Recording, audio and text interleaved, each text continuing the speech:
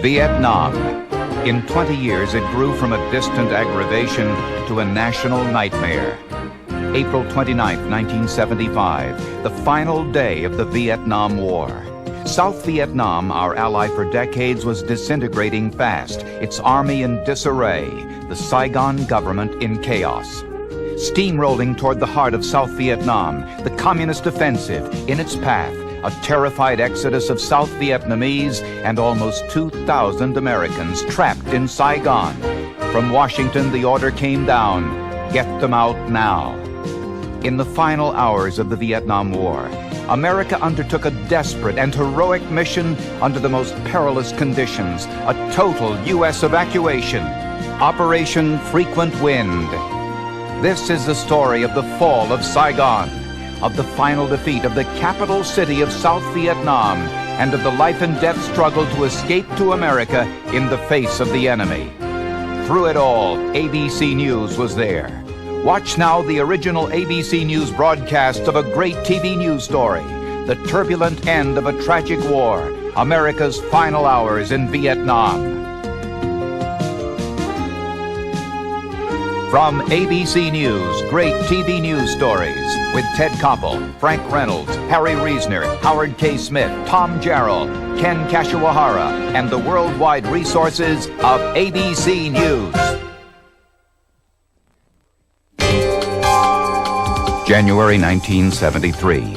The United States and North Vietnam signed the Paris Peace Accords. America's direct military involvement in Vietnam comes to an end. A ceasefire is declared, and U.S. ground forces are withdrawn. American POWs return home. America breathes a sigh of relief and tries to put the war behind it. South Vietnam must now fight the North Vietnamese alone. But peace proves temporary. Within a year, a revitalized North Vietnam resumes attacks on the South. By the first months of 1975, what had now become Hanoi's juggernaut offensive moved swiftly ahead. South Vietnam, weakened by waning U.S. support, begins to falter. South Vietnamese President Nguyen Van Thieu and his government desperately trade land for time. As a result, the defense perimeter around the city of Saigon erodes. The day is March 13th, 1975. Almost exactly 10 years ago, the major U.S. involvement in Vietnam began. It began after the communists blew up an American officers' quarters in the Central Highlands capital of Pleiku. But the real reason was that U.S. intelligence said the North Vietnamese were about to cut South Vietnam in half, across the Central Highlands to the sea. Today, the Associated Press says the South Vietnamese have decided to give up the 3 Central Highlands provinces of Kon Tum, Pleiku, and DİCH. South Vietnamese officials are quoted as saying headquarters units and some Americans in the area have been flown out, and the ground forces in the area are going to try to fight their way east to the coast.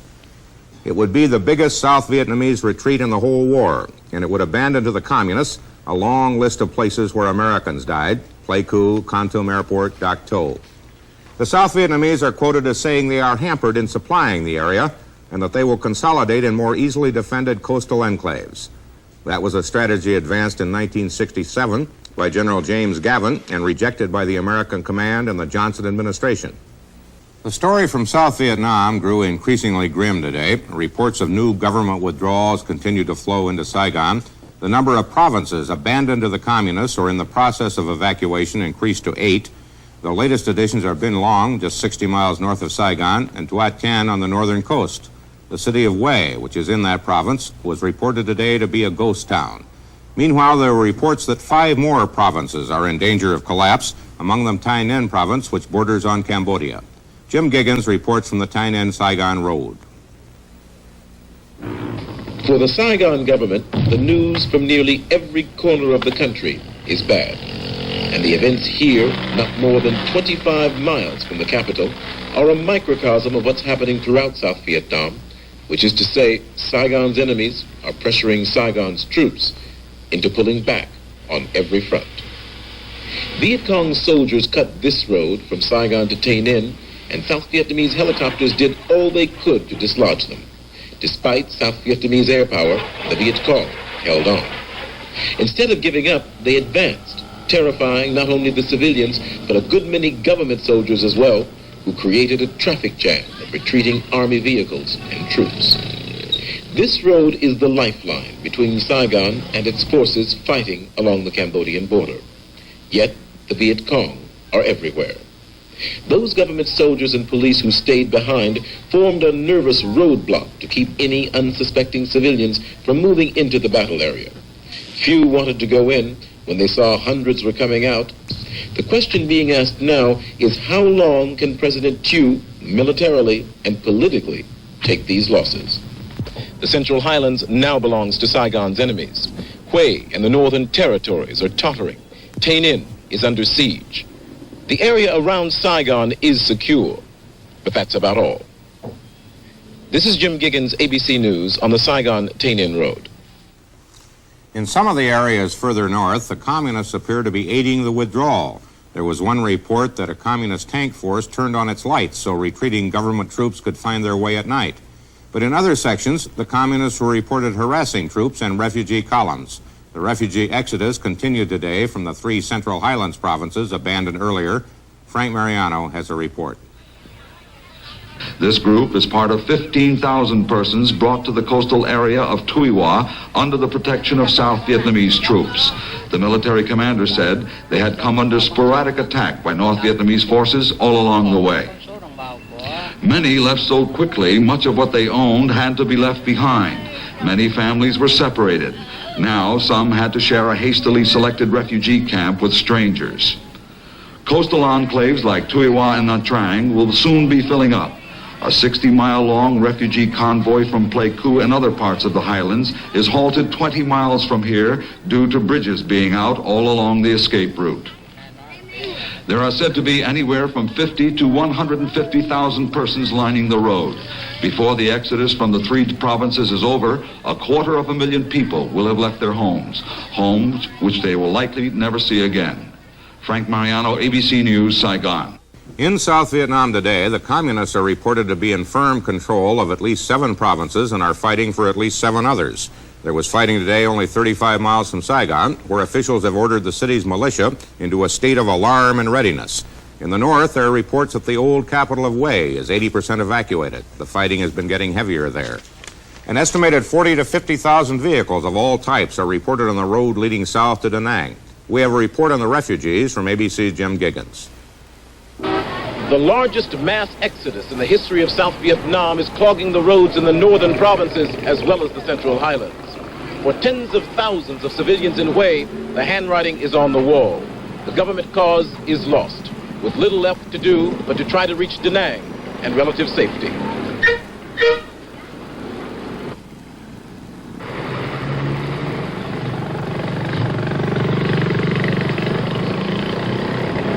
As a result of the lightning North Vietnamese Viet Cong victories these past few weeks, day-to-day life in Vietnam has turned into a question mark. Hospitals can hardly handle all the wounded soldiers and civilians, victims of the Blitz from the north. The Saigon government doesn't even control all the main roads in the country, which means that a simple trip from one town to another often turns into a nervous waiting game, with the Viet Cong cutting the highway, daring anyone to pass. Some of the evacuees are Americans. This group, associated with a United States engineering firm operating in Vietnam, had to hastily leave Dalat as it came under North Vietnamese siege. It's a very sad sight in Dalat. The people are along the roads and along the streets with all their possessions, waiting for buses or trucks or anything to come that they can load their few things on so they can leave town. People are all worried, and my dad wants us out of there in case the enemy attacks. The loss or probable loss of so much, especially symbolic cities like Dalat, has all but demoralized Saigon's forces. In the old days, they would fight for every inch of highway. Now, instead of fighting back, there is often little left for government troops to do but accept, for the moment at least, the enemy's control of some of their most vital territory. This is Jim Giggins, ABC News, reporting. The Viet Cong have said they will negotiate a settlement with South Vietnam only if President Thieu steps down. But Thieu seems determined to stay in power. He said so again in a television address to his nation. ABC's Ken Kashiwahara reports. President Hu told his countrymen during the television address was that he will not resign, will not accept a coalition government with the communists, and will instead regroup the army and take back the provinces that have fallen. Hu praised the fighting spirit of those units in central Vietnam, and at the same time blamed field commanders and the lack of American military aid for recent setbacks. Politically, Hu named this man, House Speaker Nguyen Bach Khan, to be the new Prime Minister, while at the same time accepting the resignation of the old Prime Minister and the entire cabinet. Indeed, there has been evidence in Saigon over the past few days that Hu wanted to fight and not quit. Government banners and flags have sprouted up, urging the people and the army to stand fast, promising that the communists will be defeated. And if they didn't read the message, they surely heard it. Loudspeakers in the city center have been blaring words of encouragement to all who will pay attention, and the volume is such that it is difficult not to.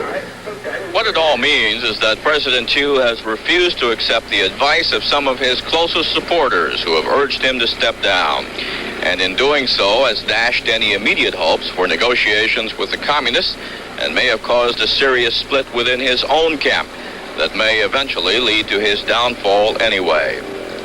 Ken Kashiwahara, ABC News, Saigon. It all began on March 10th, less than a month ago, with a North Vietnamese attack in the Central Highlands. 3 days later, President Hu ordered withdrawal from the highlands, and refugees began flowing east toward the sea. The following week, 6 provinces fell to the North Vietnamese. One was in the north. The next week, only last week, 3 more northern provinces fell, and with them the ancient and beautiful, once beautiful city of Hue. In the south, another province fell. By the end of last week, the government withdrawal was a rout. Early this week, Da Nang, second largest city in South Vietnam, fell to the communists. By midweek, 3 more provinces were captured, and Quy Nhon, third largest city, was taken. This weekend, Saigon itself is imperiled. This last map shows the area held by the North Vietnamese up to today, but what it cannot show is the buildup of communist forces within reach of Saigon, estimated now at more than 250,000 and growing by some 1,000 troops every day. Just now it seems there are even more North Vietnamese in the Saigon area than there are South Vietnamese troops. The Pentagon announced today that all 9 carriers of the 7th Fleet have left port and are sailing in the South China Sea, presumably standing by in case they're needed to aid in the evacuation of U.S. citizens. Officials say the number of Americans in Saigon has dropped from 6,000 to about 3,000 in the last 2 weeks. South Vietnamese forces lost Phan Thiet today, the 19th provincial capital that has fallen to the communists. The government now controls only the southern third of the country. And today the Viet Cong said it's preparing for an all-out attack on Saigon. Reports say 100,000 enemy troops have massed near the capital, outnumbering its defenders 2 to 1. The communists are testing those defenses with assaults on cities around Saigon. One of their targets has been Xuan Loc. ABC's Jerry King reports on the fighting there. The fight for Xuan Loc has gone on for 1.5 weeks. There's not much left for the communists to take, not much for the South Vietnamese to defend. The city is 40 miles from Saigon. It is surrounded by the North Vietnamese and must be resupplied by helicopter. And there are still refugees who were caught in the city when the communists closed off the main road to safety. There are also North Vietnamese, dead commandos left behind after their attempt to capture the city failed. The Saigon government is still holding on to the city, but the cost has been high, and in the end, it may well prove to be superfluous. Further back Highway 1, the road from Saigon, government troops have been unable to dislodge the North Vietnamese and open the way to Xuan Loc. In fact, they themselves are slowly being pushed back toward the capital. Just down this road, the South Vietnamese forces regrouped once again and were trying to fight off the advancing North Vietnamese. There was a lot of small arms fire and close-in combat with communist troops only a few hundred yards away. It got so hot and heavy that the command armored personnel carrier withdrew from the front lines and set up a little further back. From there, it directed many rounds of incoming government artillery. The South Vietnamese army is contesting every inch of terrain along these fields, but inch by inch it is being pushed back Whatever happens here, most military analysts are agreed. The Saigon command is only buying time. Jerry King, ABC News, in the fields near Highway 1, South Vietnam. I'm Dick Carlson in Los Angeles. The South Vietnamese military command has ordered its troops to abandon the provincial capital of QUOC. The battle for the city, only 38 miles from Saigon, was considered a key to the capital's defense. Its fall left gaping holes in the northeastern flank of Saigon's defenses. QUOC is the 21st provincial capital to fall in the current communist offensive. The threat of an all-out attack has brought the war home to the people of Saigon. ABC's Jim Giggins reports. This has always been a deceiving city. Even in the worst of times, life and death appear to continue with their normal rhythm. But underneath, there's a growing panic that could shatter the city's facade at any moment. There's an apathy showing up. There's an indifference in some people, and in a lot of other people, there's a sense of panic developing. Every day now, I meet friends who start talking about themselves or members of their family carrying poison. And this is intended for, if the other side takes over, that they'll use it to commit suicide.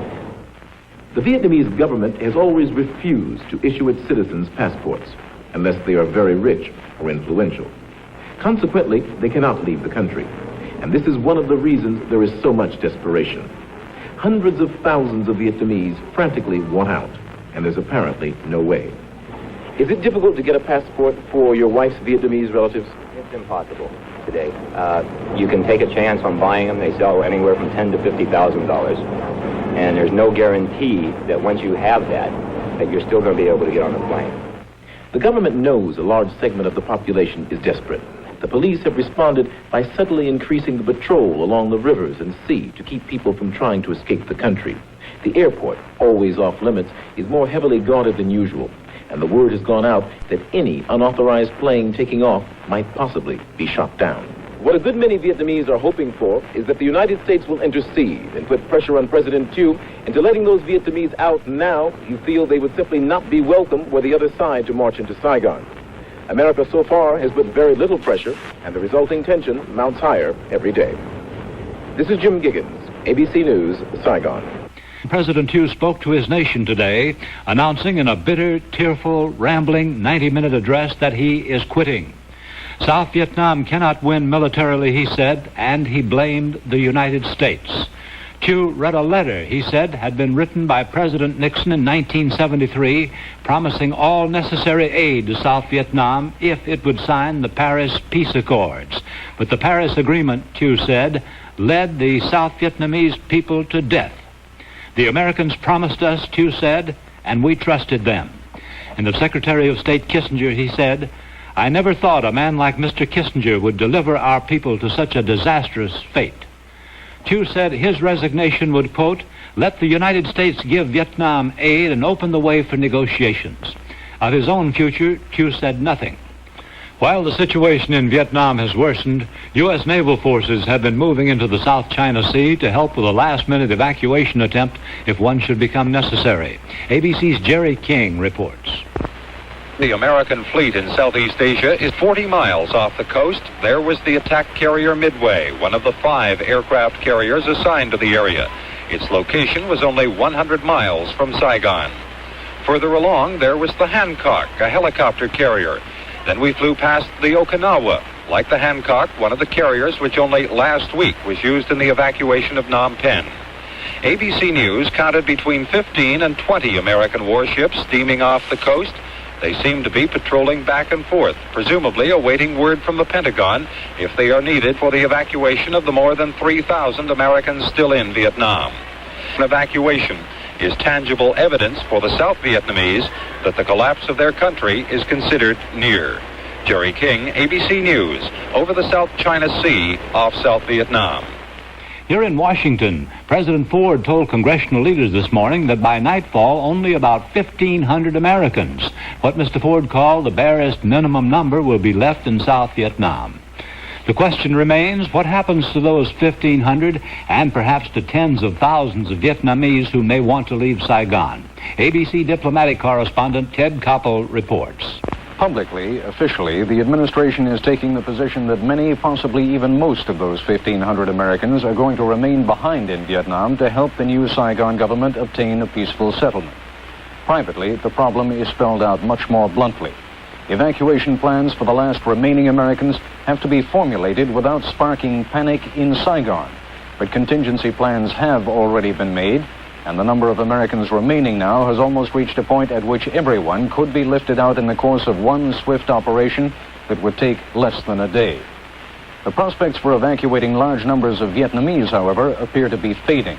Republican Senator John Tower of Texas addressed himself to that question, having been briefed this morning at a GOP leadership meeting at the White House by top administration officials. The administration probably is looking realistically at the matter now and is thinking only in terms of what is possible. This is just a few thousand, is it not? In my view, it'd be just a few thousand. I wouldn't be able to specify numbers, but I would reckon it in the thousands rather than in the tens of thousands.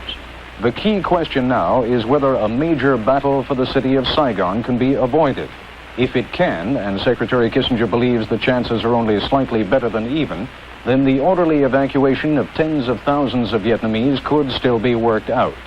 But barring a negotiated ceasefire with the North Vietnamese and Viet Cong, the most the administration expects to accomplish now is the safe withdrawal of all Americans, together with a few hundred Vietnamese who could be airlifted out at the same time. This is Ted Koppel, ABC News at the State Department. The fighting in South Vietnam was down to near zero today, while the flow of refugees out of the country, sharply escalated. Efforts were underway in Saigon to form a new government that could negotiate with the communists with the name of General Duong Van Minh, Big Min, prominently mentioned.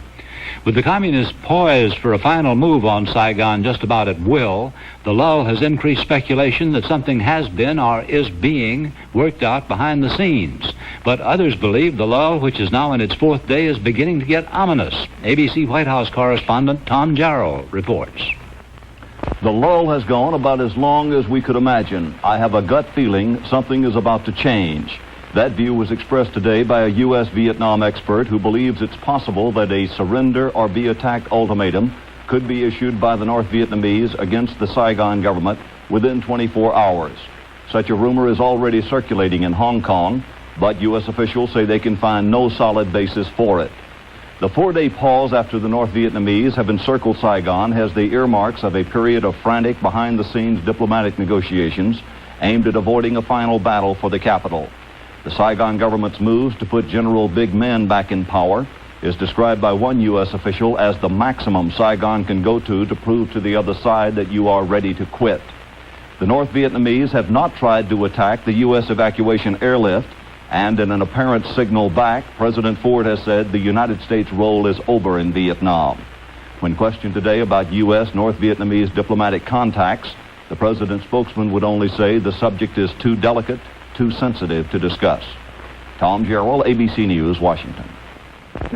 These Americans and their Vietnamese dependents are terrified of what the communists will do to them and their children if they take Saigon, because they've all worked for the Americans at one time or another, or so they claim.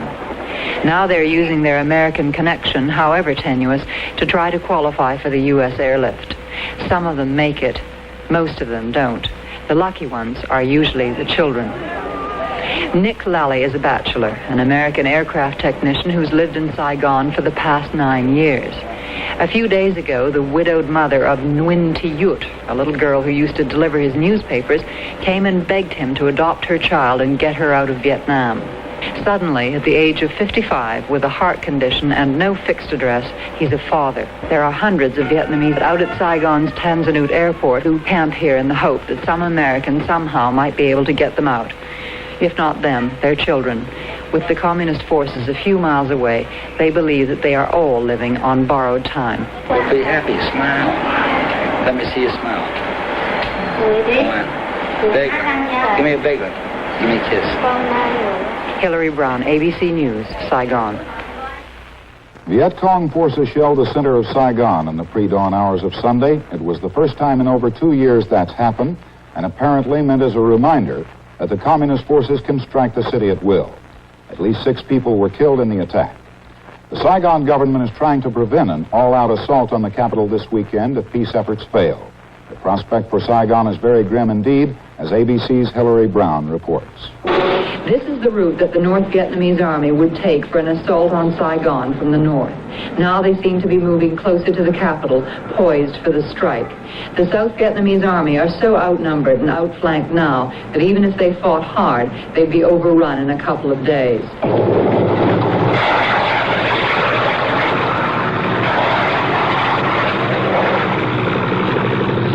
Clear that the communist forces are keeping up a steady pressure on the receding government defense line in the north, where they have at least 2 divisions against 1, and where every day South Vietnamese armor and men are withdrawn for regrouping.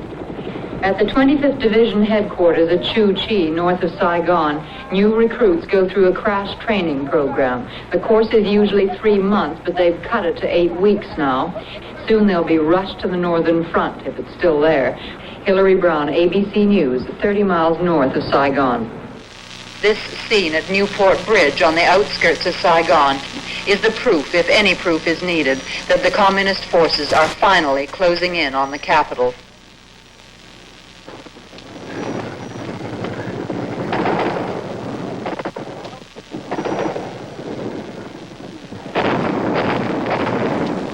A communist commando unit, probably Viet Cong, has slipped into Saigon and dug itself beneath this American bridge over the Saigon River. They're equipped with grenades, anti-personnel bombs, and AK automatic rifles. Above them, South Vietnamese helicopter gunships circle and fling down their salvo of rockets.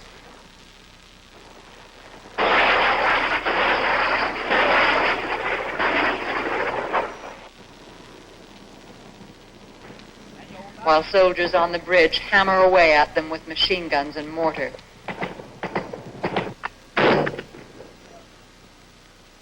Much of the American commissary on the other side of the bridge was destroyed in this fighting. An undisclosed number of soldiers were wounded and killed. The communist commandos seemed to fire at anything that moved on and around the bridge, including this small corps of newsmen and women who were foolish enough to get themselves caught in the crossfire. For us, it seemed a good place not to be. Unless something happens very quickly on the political front here, there's every indication that the Battle of Saigon may be about to begin. The soldiers behind me are firing at Viet Cong units who are 500 yards away, no more.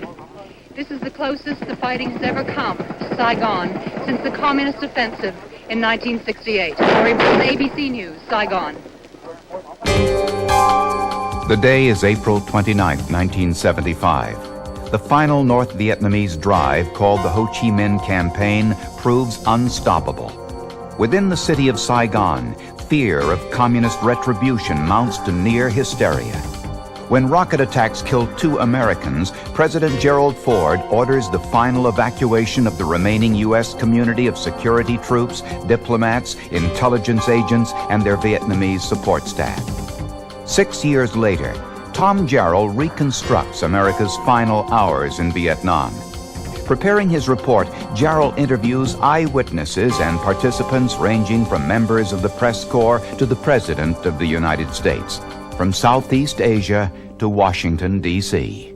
In Washington, President Ford and Secretary of State Henry Kissinger, together they directed the last day from the Situation Room in the basement of the White House.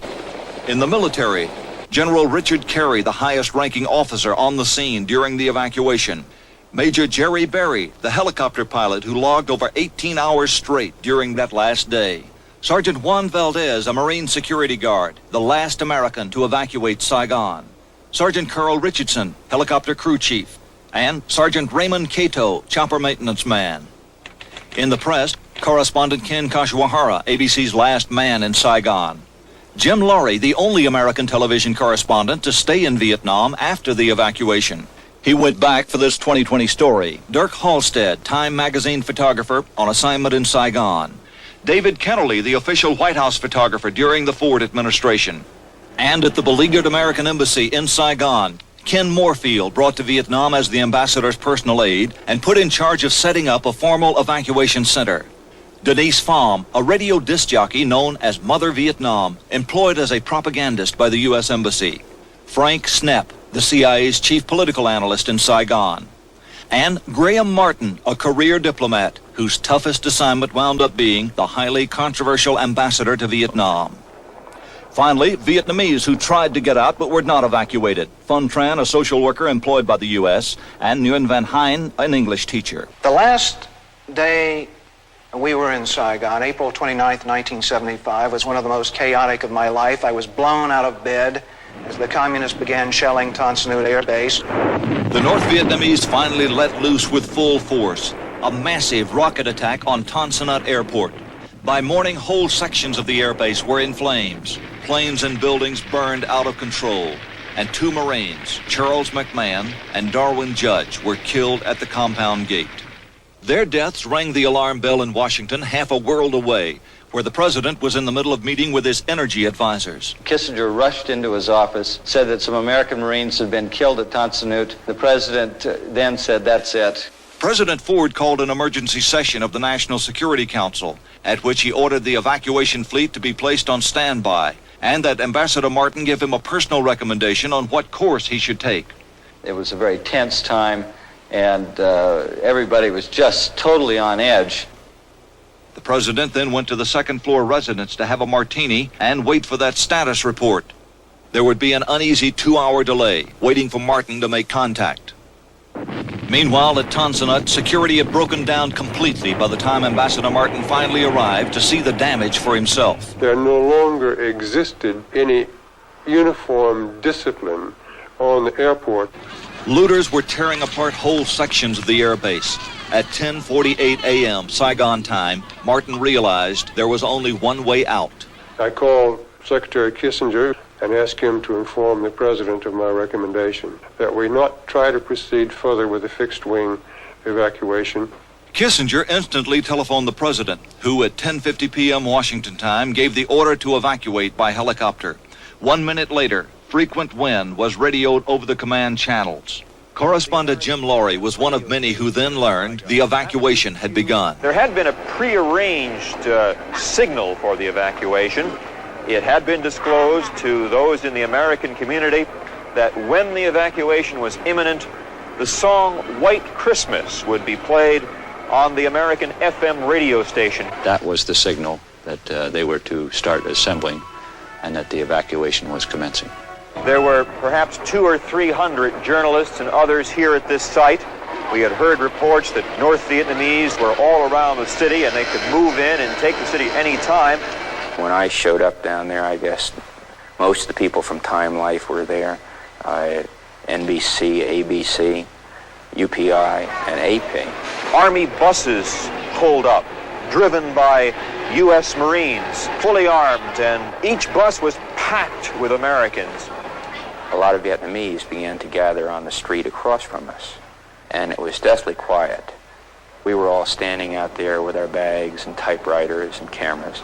And it was obvious we were going to go somewhere, and the Vietnamese obviously knew that we were going to go somewhere, and they looked at us, and we looked at them, and there was a lot of looking down at the ground about that point.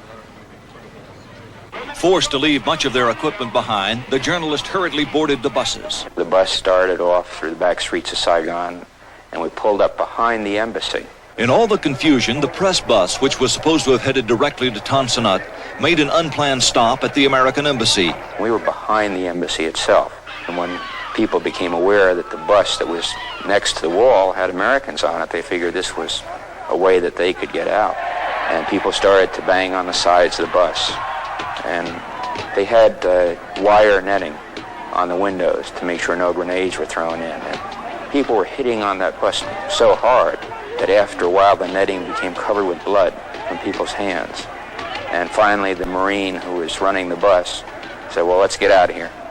Meanwhile, at Saigon's port, getting on a separate evacuation bus, was ABC correspondent Ken Kashiwahara. As we were pulling out of the port, a Vietnamese man holding a baby ran alongside, and he shouted to us inside. He said, "Take my baby, take my baby, please." But at that point, he tripped and fell, and the baby fell under the wheels of the bus, and the bus ran over the baby. All that day at Saigon's port, Vietnamese were desperate, cramming themselves on barges or in a flotilla of smaller boats that headed out into the rough waters of the South China Sea to awaiting American ships. Back on land, as different evacuation buses headed toward the airport, they were faced with one final obstacle. Vietnamese guards at the gate of Tan Son Nhut refused to let them pass. The Marines decided they would just rush the gate. They rammed through the gate, managed to get onto the base. You could see black smoke coming up from the Air America facility. Some rockets started to come across the top of the buses. The soldiers got everybody out of the buses, told everybody to bend down low and run into the defense attaché's building. All of a sudden, we could see the F-4s come in. They began to rocket the North Vietnamese position. We flew directly into the DAO compound and started to set up for business. We saw the first helicopters come in, the Jolly Greens, great big Chinooks.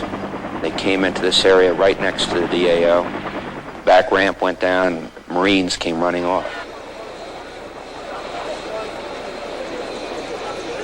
Being a crew chief, I'd be up front, and I'd be, waving the people in. And then the first mech would be out the ramp, helping the people up, pushing them in. People have been told they're only going to be allowed to have one bag apiece. People would wear 3 and 4 suits, trying to get as much as they possibly could out. People crowded in, and they just want to pick their own spot. That's no way, just get up there, you have to get up there. Sometimes, you'd almost have to step on people so you could get out there and get the people in.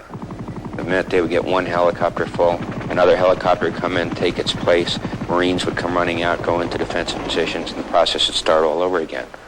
Even with machine gun cover from overhead, by mid-afternoon, Marines at the airport could no longer contain the crowds. So it was decided to shift the evacuation to the more protected American embassy. Jim Laurie, who had decided not to evacuate with the others, watched the shift from the roof of the Caravel Hotel. Right behind me, we looked out and we saw the helicopters come in from the South China Sea and pick up people on the roof. I think I was the first airplane in, first Marine Corps helicopter into the embassy compound. We'd come in over the left side of the building and then drive it in on top of the roof. Juan Valdez was a Marine guard at the embassy. I was roving around from place to place.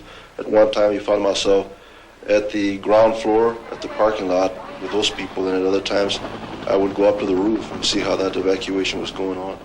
The Marine ground forces were actually in charge on the roof. They were bringing people up through the hatch, and it'd be a matter of a couple minutes, and you'd be fully loaded with anywhere between 15 and 25 people and ready to go. All afternoon, choppers landed on the rooftop and in the secure compound below, where yellow flares were used to direct the pilots into the landing zone.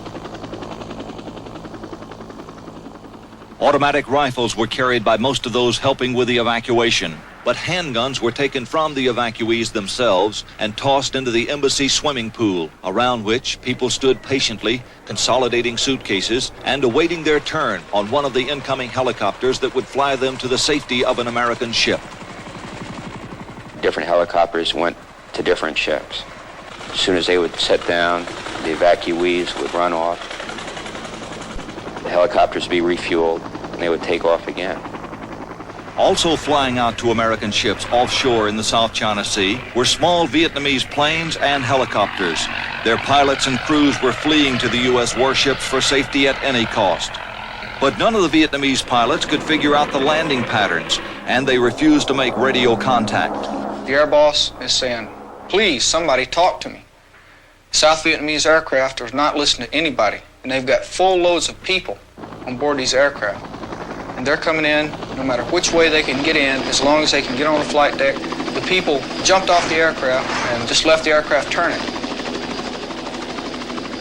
The Vietnamese choppers kept coming. Soon they took up so much room on board the U.S. ships, there was only one solution. We had to throw all of them off the side because we didn't have room for them, because our aircraft were coming in for fuel. 15, 20 people grabbed the nose and rolled it right off the side while the ship was underway. You get a lot of enjoyment in throwing these helicopters over the side because, nobody's in them. And it's a lot of fun to watch how they look when they're sinking. as long as you're not in it. Other Vietnamese pilots, after dropping off their passengers and being thoroughly frisked themselves, flew their helicopters off the side of the ship and ditched their aircraft in the sea, jumping out at the last possible moment. Again and again, pilots unloaded their choppers this way. And as risky as it was better than the alternative, flying back to Vietnam. Only one crash occurred that wasn't intentional during the evacuation. An American helicopter went down, killing William Neistel and Michael Shin, the last Americans to die in Vietnam. Back at the American embassy, classified documents were being shredded and bagged. At one point, those bags broke open, and the chopper blast sent the paper flying. We destroyed some of the last files on that last day. All of them were destroyed before we left. We had an abundance of weapons there. Anything from pistols to shotguns to carbines, M16s, and they were getting ready to blow up these weapons, right in the embassy compound. All around the building, there were thousands of Vietnamese who had gathered, most of them desperate to get out. Among those who were not evacuated that day was Phan Tron. People crowded around the building. Thousands and thousands of them. They even been crushed or they've been stepped over. And I don't want to be killed that way. I didn't get in. I myself didn't get in because, but I didn't even get close to the gate either. Their documentation, I could tell, just in looking at them through the gates, was adequate and sufficient. But we couldn't run the risk of opening the gates and letting in a flood of hundreds. The gates were open once during the day when Ambassador Martin left the compound to pick up his wife. I wanted to go back to my residence to give my wife sort of 11 minutes to pack one bag and then to be evacuated from the compound. Although we attempted to go out the gate, the crowds of Vietnamese at the gate made that impossible. They opened the gate, but I think at that point the pressure was so great that they immediately closed it.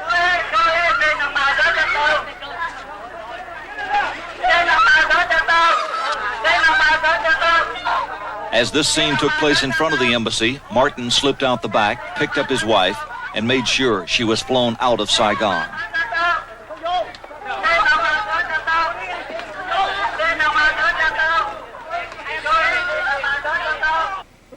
I did not have any feeling at that time. So I think that's the feeling of most of the Vietnamese at that time. So scared. So we had no more feeling. We felt numbed. By late afternoon, helicopters carrying an additional security force arrived at the embassy. Marines ran through the compound and positioned themselves along the embassy wall. The U.S. Marines in combat gear all along the wall and fences, using tear gas and using the butts of their rifles to push and shove and kick and stomp the Vietnamese back over the fence, back out into the streets again.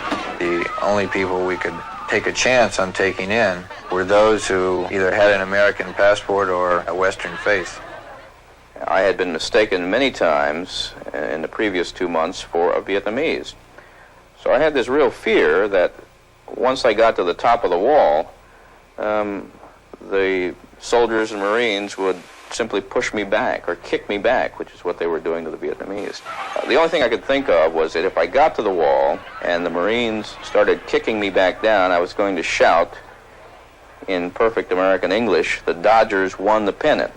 Marines did not stop Kashiwahara, who scrambled over the wall and into the compound. All during that period, there were telephone calls, radio calls still from people who were abandoned. You told me to meet you at this particular spot. Where are the Americans? The voices came in over the radios. We finally got through, and the only thing that we knew and we heard at that time, painfully, was, "Go, good luck." We did try to take out all those to whom we had a very definite responsibility. I felt a complete abandonment. I mean, here we are just not nobody off the street. We are part of the work. They were the people who faced instant death if the communists should move on Saigon, as they did. And as a matter of fact, the proof of all of this is that when they moved on Saigon, one of the first places they went was the Saigon radio station. And they captured one particular announcer who had been left behind, a woman. They tied her to a tree, cut her tongue out, and let her bleed to death. Hour after hour, helicopters continued picking up loads of evacuees. And as night fell, the choppers kept coming. The weather began to deteriorate, as it often does near the water and the coast like that at night. When we got in, started going in there, everything was just dark, except for the lights right there in the landing area. The responsibility that we had was to make sure that the plane was clear of all trees and everything, so we wasn't watching nothing else, just to make sure that when the plane came in for a landing, that it wasn't going to hit nothing. And I think as the night went on, you saw more and more of these Vietnamese surrounding the embassy building. And I think one of my big fears was that one of the South Vietnamese, Arvin, might think he wasn't getting out and just crank a few rounds off at your helicopter. To keep that from happening, the embassy security force patrolled the perimeter of the compound throughout the night as helicopters hovered over them. The president was getting very agitated with Ambassador Martin and kept saying, when is he going to wrap this thing up? Ambassador Martin just kept asking for more choppers, more choppers, more choppers. Finally, the president said, you tell Ambassador Martin to get on that next chopper out of there, and that's it. Ford's order went out on high-frequency radio. It read, the following message is from the President of the United States and should be passed on by the first helicopter in contact with Ambassador Martin. Only 20 lifts remain. Americans only will be transported. Ambassador Martin will board the first available helicopter, and that helicopter will broadcast Tiger, Tiger, Tiger once it's airborne and en route. The message was received by General Kerry. Brigadier General Kerry came out, and at that time told us that the president said to bring the ambassador out on the next load. And we took off for the embassy. When the helicopter landed, I was instructed by the pilot to ensure that the first person that got on was the ambassador himself. He went downstairs, I think he jotted a little note down, went down to the ambassador, and the ambassador appeared in about 15 to 20 seconds with his entire entourage. He seemed unusually frail as I lifted him up into the helicopter. As we flew out over Saigon, I had a feeling of enormous relief. One could see the lights outlining the river. One could see one or two flashes of gunfire in the distance. But again, the feeling was one of sort of enormous relief that we had been able to avoid panic. Martin arrived on the USS Blue Ridge suffering from what turned out to be pneumonia, and so hoarse he had lost his voice completely. The ambassador strode past reporters and headed for his cabin. In Washington, Henry Kissinger called a long-awaited press conference. Ladies and gentlemen, our ambassador has left, and the evacuation can be said to be completed. Kissinger, exhausted and relieved it was finally over, left the press conference to get dressed for a black tie dinner at the White House for Jordan's King Hussein. Everybody was standing around in black tie. And I looked into Kissinger's office, and there he was, pulling a tie out of this paper bag. What Kissinger did not know was that 10 Marines, the embassy security force, had not been lifted out.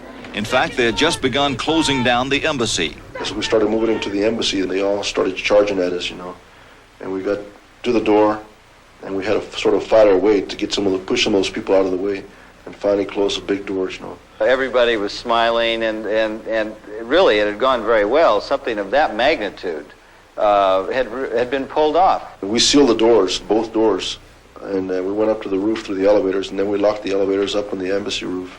There were 2 doors up there that we also had to lock and put trash cans, wall lockers, fire extinguishers, anything to keep them from breaking up there, As everybody was slapping each other on the back and congratulating one another, word came in that they'd overlooked the final perimeter guards around the embassy.